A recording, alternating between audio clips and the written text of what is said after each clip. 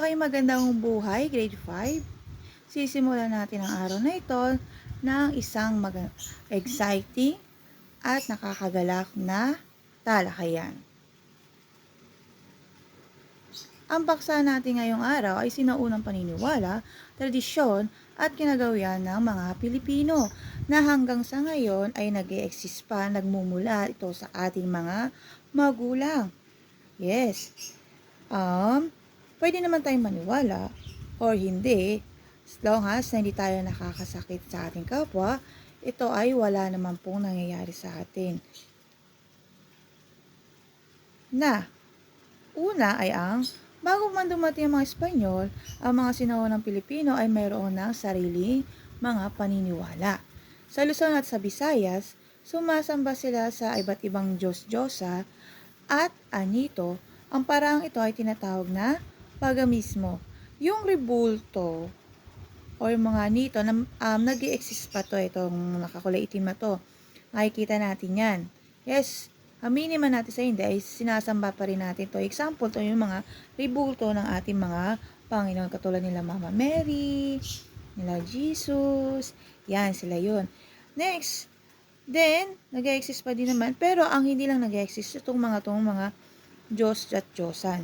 Yan sinasabi ko na yung merong Diyos ng tubig, Diyos ng pag-aani, Diyos ng paglirigma, lahat-lahat ang ginagawa nila sa araw-araw ay meron silang mga Diyos na hinihilingan nila ng gabay.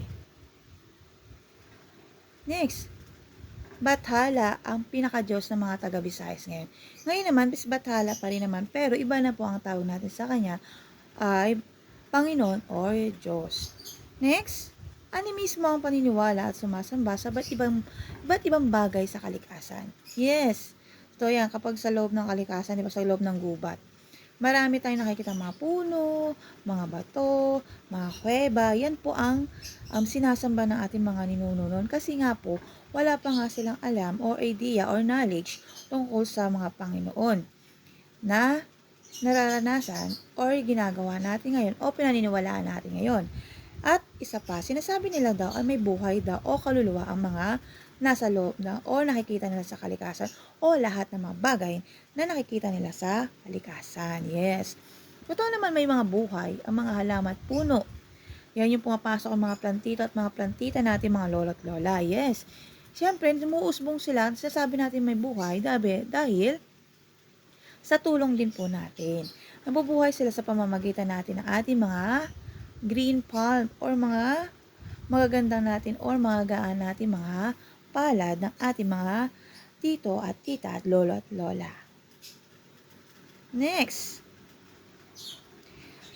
idinayali at lalahon daw ang Diyos ng kanilang hinihinga ng gabay bago sila daw magtanim.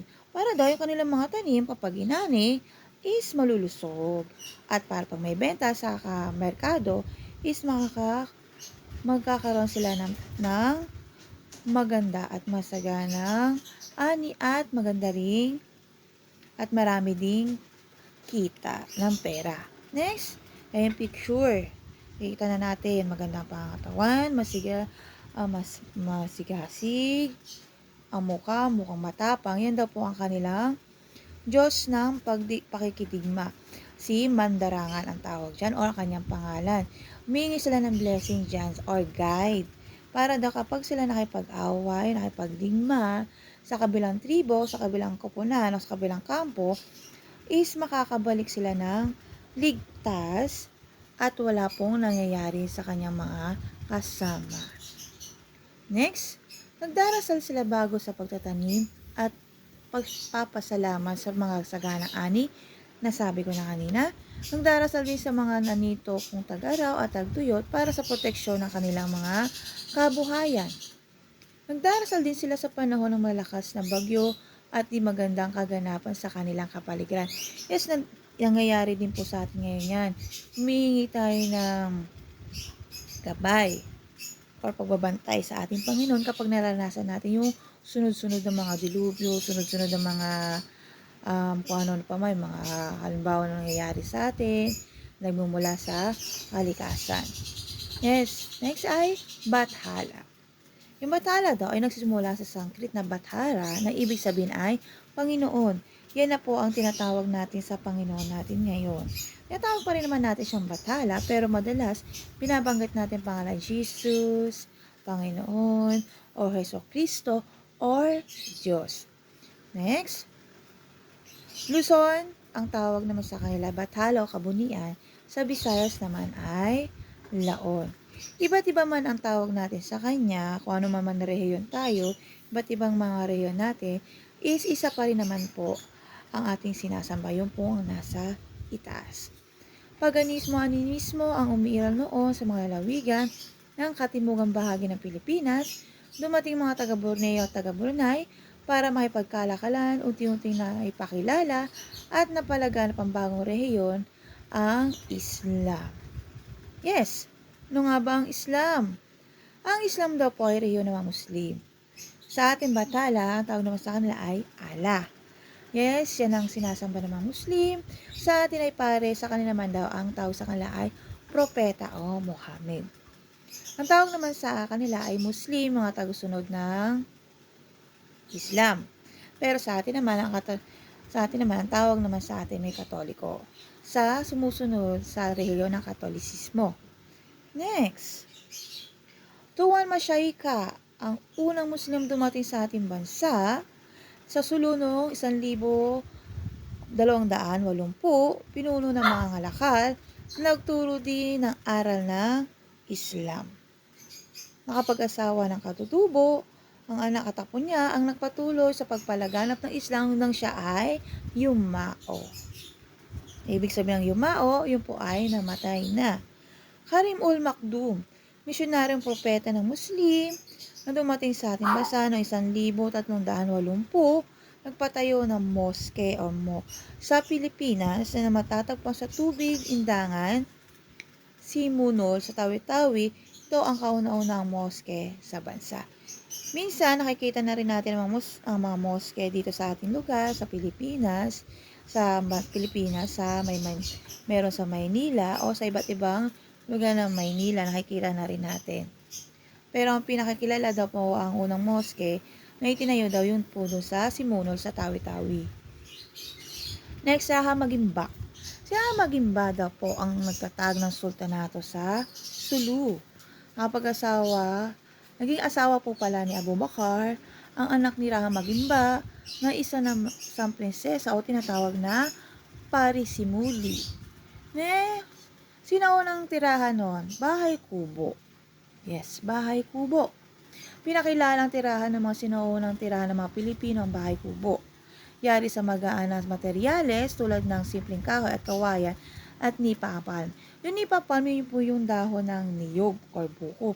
Hindi po mismong tinataplas yung dahon tapos lagay na lang po agad doon sa pinakababong. No. Ang ginagawa po nila yan is pinapatuyo. Pag natuyo na, tsaka po nila ilalagay sa bubong. Ang Bahay Kubo sa gawa sa kawayan. Yan, literal na ginawa sa kawayan sinauna. Pero sa ngayon kasi, ang Bahay Kubo ay nahaluan na ng mga katawan ng kahoy, katawan ng nara, yan. Yan yung mga, akasya, yung mga malalaking katawan ng puno na inahaluan. Minsan, yung iba naman ay lalagyan na ng semento, ginagamitan na ng semento. Arigay, Bahay Kubo na may pantitibay na poste or post. Yun yung malalaking kahoy. Imbis ng poste nila is kawaya, pinapalitan nila ng kahoy na malalaki, ng mga katawan ng puno ng akasya or nara. Batalan daw ang tawag na saan, iniimbak ang mga banga ng sisilbing lutuan ng mga kababaihan ng pamilya. Yung banga, minsan doon nila iniimbak yung pagkain. Unlike ngayon, iniimbak natin ang pagkain natin sa ref. Sa kanila doon, banga. Tapos, ang kanilang kusina is extension, nasa likod ng bahay. Lalabas ka ang pinto ng likod ng bahay, doon mo makikita ang kanilang kusina. Unlike ngayon, dire-diretso na lang yung kusina. Makikita na agad natin kung ang noon, ngayon po ay makikita natin kusina, kakadugtong po ay sala. Noon po kasi iba yung kusina, iba yung sala, at nasa labas po ang kanilang kusina. Noon Tapos noon, ang kanilang ang kanilang lutuan ay hindi katulad sa atin may gas stove, kasi doon po ay puwede, uling or gatong. Yung ibig sabihin ng gatong, gumagamit sila ng kahoy. Next, ang tinatawag dito ay stick house. Ito daw po yung bahay kubo ng mga nasa Mindanao na nakatungtong o nakatusok o nakapatong sa lupa. Unlike dun sa bahay kubo, na literal na bahay kubo is ano siya sa lupa. Ito naman, bahay kubo siya, pero nakatungtong o ano siya sa tubig, hindi sa lupa. Meron namang bahay kubo na nakikita natin taas ng, sa taas ng puno. Next, ayan, kasuotan. Nakikita yung kasuotan ng lalaki. Yan. Nung wala po po silang t-shirt or blouse. Ganyan po ang kanilang suot, yung parang chaleko. Tinatawag po yan na kangan. Na merong may hambing daw sang jacket na walang kwelyo. Tingnan naman. At walang manggas. Yes, totoo yan. Nakikita naman. Unlike sa jacket ngayon, is long sleeve na siya. Iba't ibang uri ng jacket. Merong diretsong suot na. Meron namang zipper. Yan. Next is bahag. Yan. Yung parang pinaka-brief ng mga lalaki noon ng sinauna. Yes, wala po silang short. Yan yung tapis nila noon. Pirasong tela na nakabalo sa kanilang bewang at pagitan ng kanilang binti. Yan po yan. Ano pa? Tapos, nakikita po natin yan o nasusuot po yan yung kapag po ay may okasyon. Yes, nakikita natin yan sa Baguio. Nakita kasi nga doon may mga igurut. Pero ang mga igurut ngayon is ina-adapt na nila yung mga modern na kasuotan natin kapag bumababa sila sa bundok. Pero pag nasa kanila, nagsusuot sila ng ganyan, especially kapag meron silang okasyon or fiesta. Yes, yan nasa ulo ng ni Gardo Versosa na isang artista. Yan yung tinatawag na putong. Yung putong na yan is may symbolize. Yes, meron niya, sinisimbolize niyan or pinapakita niyan kung ano ang katayuan nila sa kanilang tribo o lipunan. Yan, sinusuot sa ulo ng mga lalaki, nakakaiba ayon sa katayuan ng lipunan o kabayanihan nila sa digmaan. Yes, ito naman sa mga kababaihan, yung baro, yan.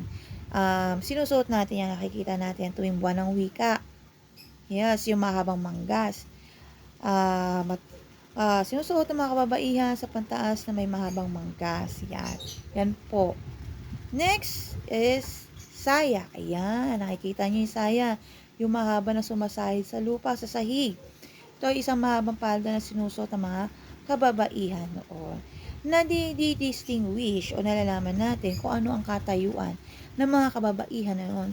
Depende po sa kanilang style o estilo ng kanilang damit, at tela at kulay ng kanilang damit. Yan po ay ang saya sa baba at baro po sa taas. Kaya tinatawag silang barot at saya. Yun lamang po, grade 5 ang ating talakayan at paksa ngayong araw ng Lunes. At yan po ay ang part 1. Meron pa pong part 2 sa ating pagkikita. Paalam!